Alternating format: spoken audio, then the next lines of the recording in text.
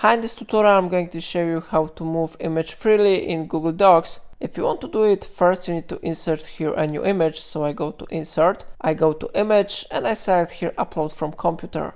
After that I need to select an image which I want to upload. For example, I click on this one image and I click open button. How you see, it has been successfully inserted to our document. So now I need to click on this image and I need to change the settings. I need to select this one option in front of text. Then I click on the icon with three dots because there are image options. I need to click on it and I need to click on all image options. Then you should see here these options. We need to go to position and we need to select fix position on page. After that you will be able to freely change position of this image, and how you see, it really works. You can resize of this image if you want, and you can move position of this image anywhere.